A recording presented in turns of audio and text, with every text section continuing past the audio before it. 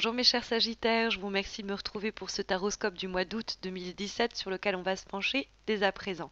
J'espère qu'il saura vous guider, vous aiguiller, mais sachez sinon que j'organise sur Facebook un concours pour vous permettre de remporter un tirage gratuit, un peu comme celui-ci, mais permettant de répondre à votre problématique du moment. C'est très simple, vous avez le lien de ma page Facebook sous cette vidéo, donc n'hésitez pas à m'y rejoindre pour participer et tenter votre chance. C'est mensuel, hein, c'est chaque mois. Et puis n'hésitez pas non plus à vous abonner à ma chaîne YouTube si vous ne l'avez pas encore fait. On n'est pas vraiment plus très loin des 10 000 abonnés et comme je l'explique depuis quelques mois, on va célébrer ça comme il se doit. Donc, que nous réserve ce mois d'août? On a un tirage qui est marqué par la présence des lames majeures. Nous avons à la fois l'amoureux, le pendu et la carte de la force. Et donc, il se dégage de votre tirage des événements ou une période soit une période très agitée où va se passer beaucoup de choses, soit une période d'événements importants qui vont avoir des retentissements, pas uniquement sur le mois d'août, mais sur les semaines, les mois à venir, hein. Ça peut être sinon des événements qui vont impacter différents secteurs de votre vie simultanément. Mais c'est au minimum soit des énergies et des émotions fortes, soit des événements et des situations, des relations importantes. Nous avons la carte de l'amoureux qui se trouve dans les aspects positifs. Alors forcément, je ne vais pas passer à côté de l'information qu'il y a des rencontres possibles au cours du mois d'août. Alors évidemment, c'est la carte de l'amoureux sur le plan affectif. Il y a peut-être une rencontre qui se dessine, qui nous permet de nous redécouvrir, se redécouvrir soi-même différemment à travers cette rencontre, de découvrir également l'autre. C'est la période des flirts, des naissances des amourettes, des histoires d'amour qui démarrent. Tout est encore neuf, c'est les plaisirs des corps. Bref, la carte de l'amoureux sur le plan affectif est effectivement de très bon augure quand elle se trouve dans les éléments qui vont vous être bénéfiques au cours du mois d'août. Donc gardez l'œil ouvert, il y a peut-être quelqu'un qui va se présenter à vous. Mais c'est aussi des rencontres qui peuvent être sur un tout autre plan. Ça peut être une rencontre professionnelle qui va vous permettre d'amener à une collaboration, un partenariat, un partnership. Ça peut être également une rencontre amicale. C'est aussi une carte qui nous parle de polyvalence, la multiplicité des actions et des projets qui sont les vôtres et qui sont ici encouragés par le jeu. Si vous vous demandez est-ce que je dois euh, privilégier un emploi où je ne fais qu'une tâche ou un emploi où j'en fais plusieurs, privilégier la multitâche, vous avez envie de plusieurs choses simultanément et c'est peut-être la seule façon d'y accéder. Puisque la carte de l'amoureux peut aussi être un conseil qui vous est ici délivré, puisque la carte de l'amoureux parle aussi de choix. Alors un choix qui va être dicté en général par le cœur, donc être sensible à ce que l'on a envie de faire, ce vers qui on a envie de se tourner, ceux avec qui on a envie de travailler, ceux où il n'y a pas de réticence, si vous voulez, que ce soit physique, que ce soit mental. euh, Là où vous êtes le plus à l'aise, où vous sentez le plus à l'aise, les personnes avec qui vous sentez aussi le plus épanoui. L'amoureux, c'est vraiment être porté par des sentiments de sérénité, d'amour, d'entraide, de coopération. Donc, travaillez ou tournez-vous vers ces gens-là. Et c'est aussi une carte qui nous invite à faire des choix, tout simplement, à se décider pour peut-être sortir d'une période de stand-by dont peut nous parler la carte du pendu qui se trouve pour ce mois d'août dans les obstacles. C'est évident qu'en plus, il faut prendre en compte la carte de vibration qui est celle du 9 d'épée et qui est une période éprouvante sur le plan du stress, des tensions psychologiques. Ça, c'est typiquement le genre de carte où on a tellement de choses peut-être à gérer, on subit des blocages qui nous insupportent, mais euh, on a à cœur de mener à bien ce projet ou cette situation ou cette relation, mais ça va susciter beaucoup de comment dire, de fatigue mentale. Ça, c'est typiquement le genre de carte où la nuit, on est là, au lieu de dormir, on est là en train de réfléchir. Alors, comment je vais faire avec ceci, comment je vais faire avec cela. Ah oui, et puis il faut que je gère ceci. Et puis, bon. Donc, peu ou pas de répit avec la carte du 9 d'épée. Donc, la carte, le 9 d'épée, ça nous parle donc en ce sens, je l'entends sur le plan psychologique. Les épées peuvent nous parler du plan psychologique, elles peuvent aussi nous parler de la communication. Et dans ce cas-là, c'est des échanges qui nous prennent bien la tête pour le coup. Peut-être parce qu'on nous oppose des blocages administratifs ou des blocages tout court. On est par exemple éloigné de la personne dont on est amoureux ou qu'on vient de rencontrer. Il y a une distance où il y a une mise en stand-by des choses.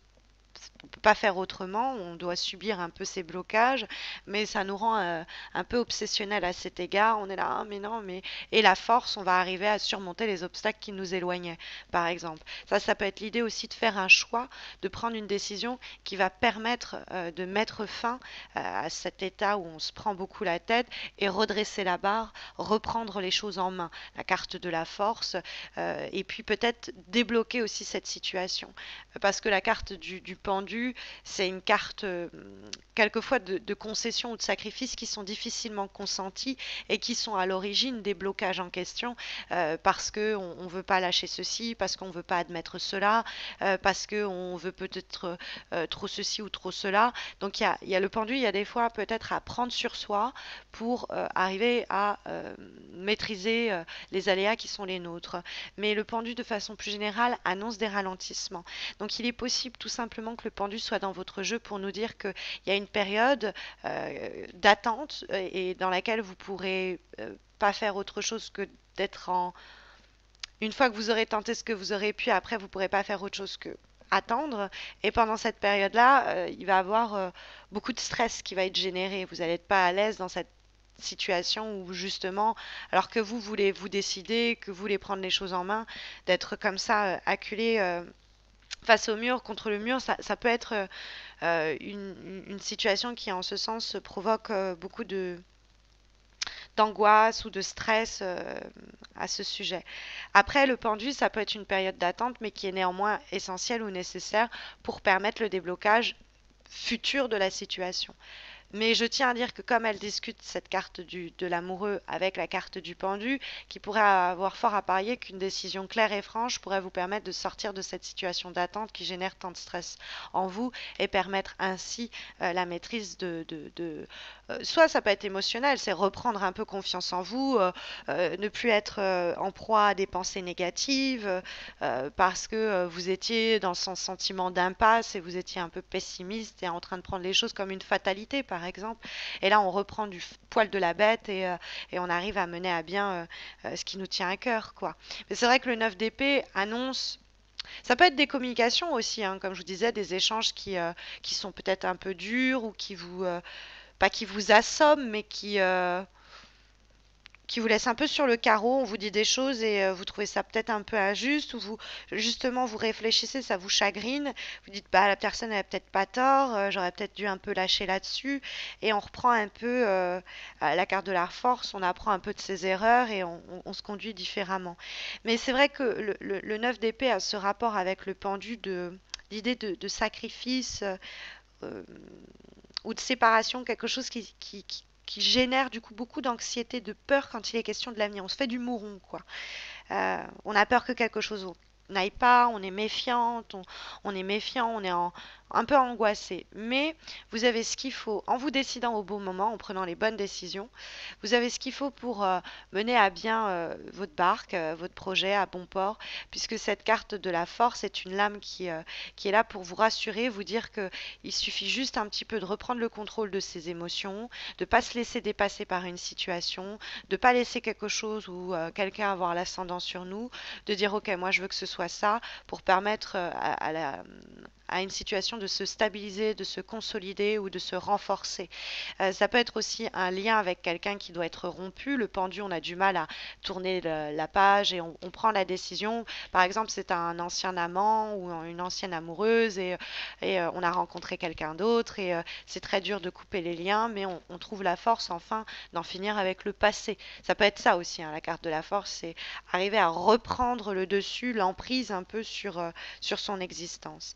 Mais il y a sur le plan relationnel, amoureux et affectif, l'affect, ça peut être la famille, les amis, etc. Il y a quand même une possibilité d'une relation qui se renforce.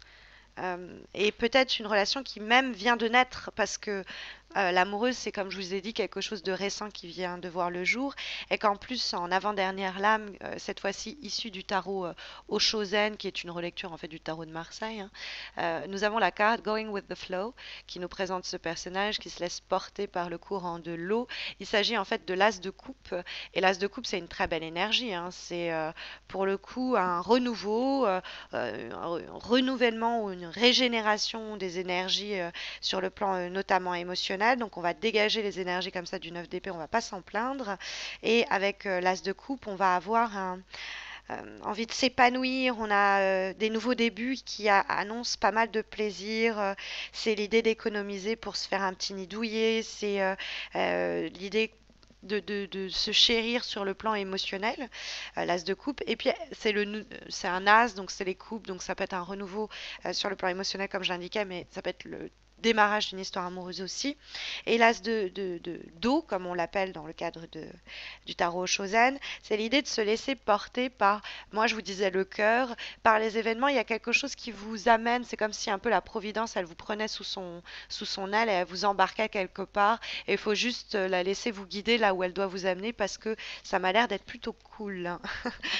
Nous avons en dernière carte, cette fois-ci issue d'un oracle, celui pensé et dessiné par Salerno, qui est l'oracle de l'amour universel. Nous avons la carte de la mystique.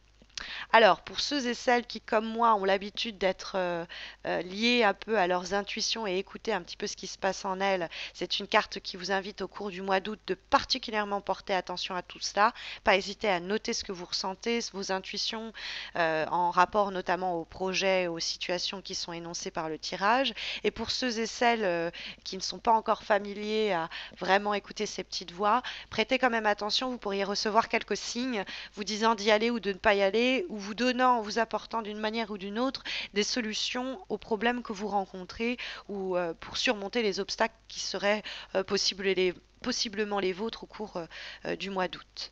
Voilà un petit peu l'idée qui se dégage de votre tirage. Donc j'espère que ça vous aidera. Sinon, comme je vous le disais, il y a le concours pour vous permettre de remporter un tirage gratuit sur Facebook. Hein, vous avez le lien sous cette page. Et puis, bah, écoutez, moi, je vous retrouve à la fin du mois d'août pour les horoscopes de septembre. D'ici là, pour ceux et celles qui partent en vacances, je vous souhaite un très bon séjour. Reposez-vous bien. Pour les autres, bon courage. Et je vous dis à très vite, j'espère. Prenez soin de vous.